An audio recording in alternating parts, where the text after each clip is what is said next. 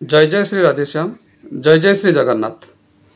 आत्मिक प्रवाह लिप्सी टचर आज कथावस्तु को आपण मानक स्वागत। आमे जोठी बास करुचु सेटा हल पृथ्वी।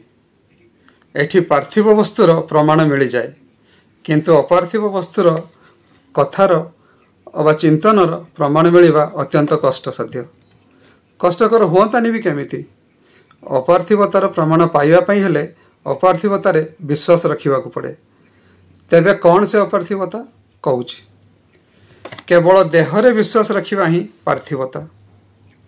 केवल रूप, यौवन, धन, मान, जश, क्षमता इत्यादि को प्राधान्य देवा ही पार्थिवता। मृत्यु जे अवश्य भावी यह मनरू पासरी देवा ही पार्थिवता।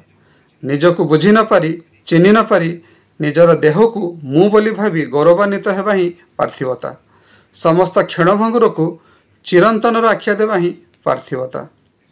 एसबू जदि पार्थिवता आउ बोधगम्य, तेबे अपार्थिवता को बुझीबारे किछि भी असुविधा हवा कथा नुह। आमे समस्ते पंचभूतर शरीर धारण करी ए पृथ्वी रे वास करुछु।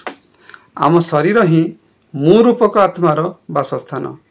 एबे टिके चिंता करंतु, आत्मा बिना देहर स्थिति कौन, आउ देह बिना आत्मार स्थिति, गति अबा मुक्ति अच्छी कि ना? आत्मार स्थिति आम देहरे अर्थ आमे जीवित, किंतु आत्मार गति और मुक्ति यह तो मृत्यु परे ना। तेबे जेहेतु आमे बंची रही देह को माध्यम करी समस्त कार्य करुछु, आम आत्मार गति मुक्ति मध्य निर्भर करे आम बंचीबार शैली उपरे। तेबे आत्मा को न्यून करी अन्य समस्त वस्तु व चिंतन को प्राधान्य देले क्षति आमर ही होता है। आमर सबु किछि केवल यही पृथ्वीर, किंतु आमर आत्मा केवल यही पृथ्वीर नुह। एबे बुझी पारुचंती तो, जहा चिरंतन ताहा ही अपार्थिव आउ स्वर्गीय। तेणु आमर आत्मा अपार्थिव एवं स्वर्गीय कि नुह चिंता करंतु। आमर आत्मा जदि स्वर्गीय, आमर शरीर को किपरि स्वर्गीय वस्तु रूपे व्यवहार करा जाई परिबो केबे चिंता करिसंती? से विषय जदि अवगत अछंती तो बेस स्वागत योग्य, आउ जदि नाहांती तेबे समय आसी जाइछि। धन्यवाद।